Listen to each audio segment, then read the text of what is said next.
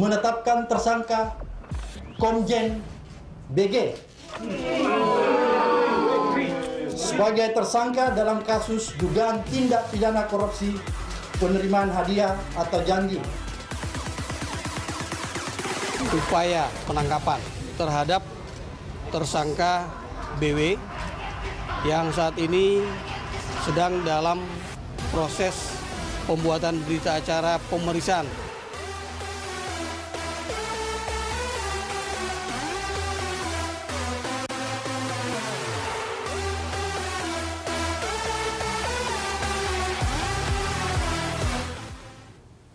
Anda masih bersama Breaking News Berita 1 dan kita akan membahas mengenai penangkapan Wakil Ketua KPK Bambang Wijoyanto bersama mantan Kadif Humas Mabes Polri, Irjen Polisi Purnawirawan Sisno Adiwinoto yang juga menjadi mantan Kapolda di beberapa tempat di Sulawesi Selatan dan Sumatera Selatan. Pak Sisno, ini kalau kita melihat apa yang terjadi setelah KPK menetapkan Pak Budi Gunawan sebagai tersangka, tak lama kemudian Bambang Wijoyanto langsung ditangkap.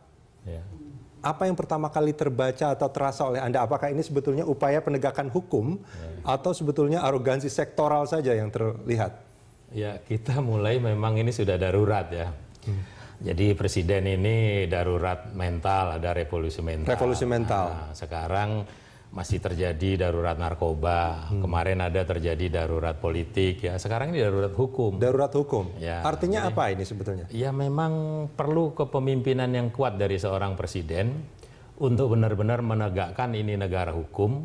Harus tadi berdasarkan hukum yang objektif, netral, mengoreksi yang salah dan mendukung tentunya yang benar. Artinya Anda ingin mengatakan bahwa apa yang terjadi saat ini masih ada yang ya secara tadi objektif artinya kurang objektif, masih ada yang salah dalam penerapannya seperti itu. Ya bisa darurat. Makanya tadi pernyataan presiden sudah sangat tegas. Sangat tegas. Supaya tidak ada gesekan, meminta supaya objektif.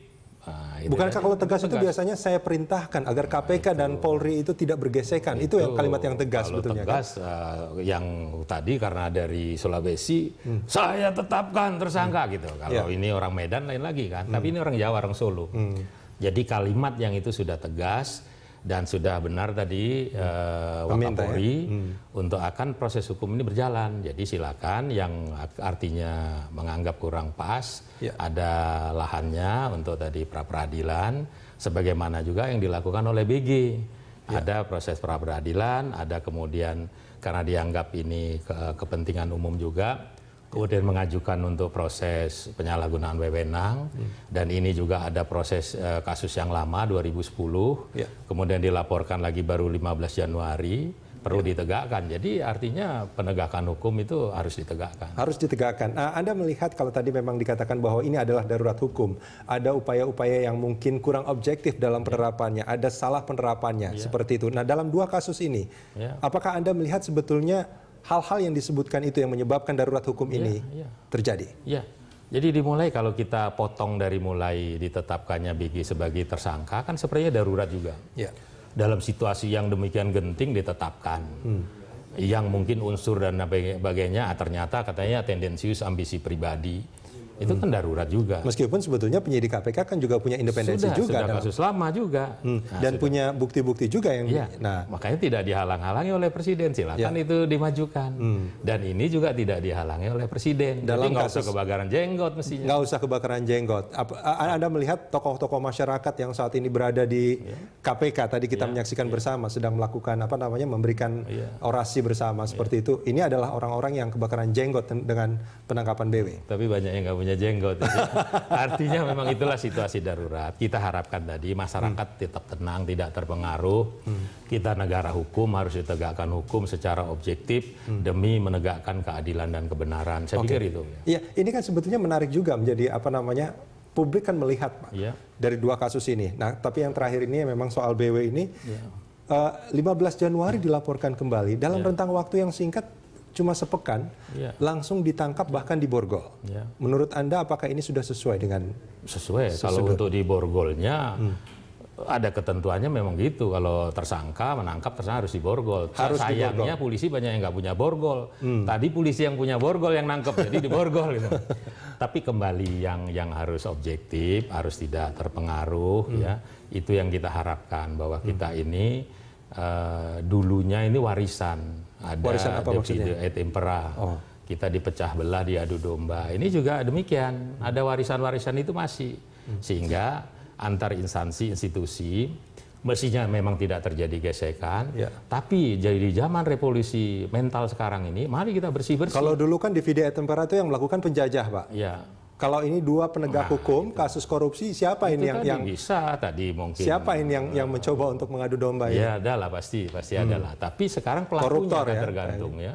Bisa koruptor, bisa pelaku mafia, pelaku hukum, bisa politisasi dan sebagainya. Menurut Anda siapa yang paling senang dengan sekarang ini kan kita tinggal ini? gini, tinggal kita pasar atau pasal gitu loh.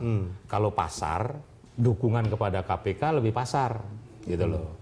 Kalau pasal, mari kita tegakkan hukum. Jadi sekarang ini, kalaupun polisi menegakkan hukum secara benar, nggak dapat pasar. Jadi akan kalah pasar itu. Kita harapkan pasar ini jangan pasar obral yang inilah gitu loh.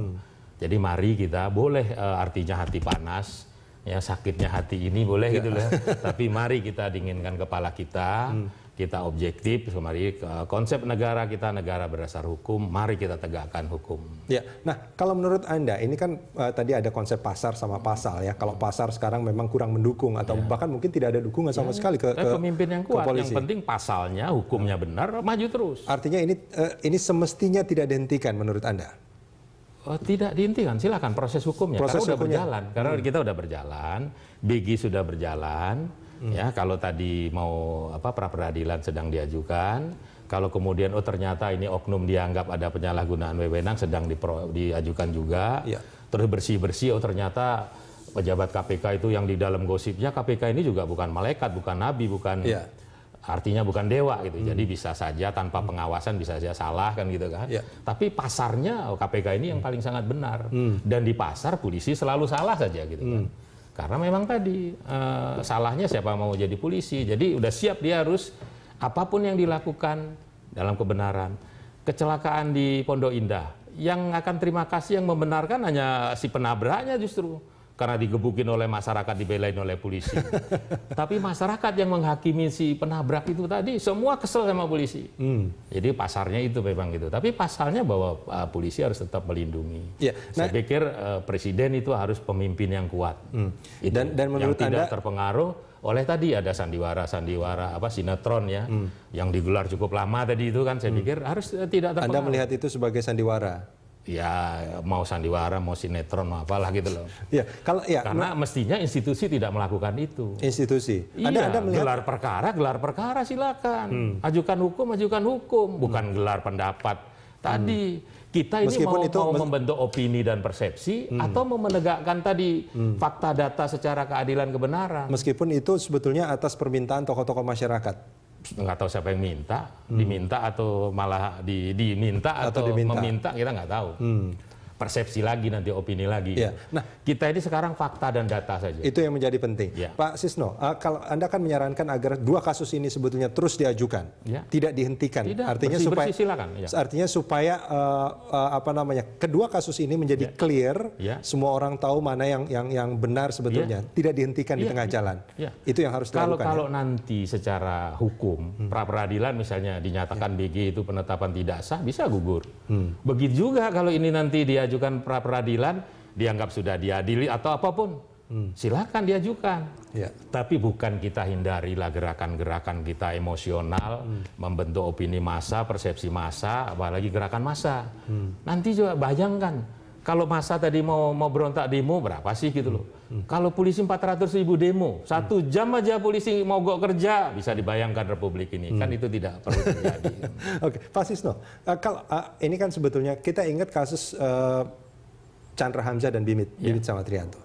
Itu kasusnya kan tidak selesai. Iya tadi, itu bisa karena kita, penegakan hukum kita tidak berdasar ajas legalitas, tapi ajas oportunitas. Diberi kesempatan untuk mendeponir perkara. Mestinya deponir itu oleh penyidik atau penuntut dikesampingkan kalau tidak memenuhi unsur dan tidak cukup bukti. Yang saya pahami kalau deponir itu kan Chandra deponirnya sebenarnya dia memenuhi hukum cukup bukti, Iya, tapi demi kepentingan masyarakat dan bangsa di deponir. Nah itu maksudnya. Sebetulnya kan yang saya pahami tentang deponir itu kalau memang kondisi tersangkanya itu tidak memungkinkan.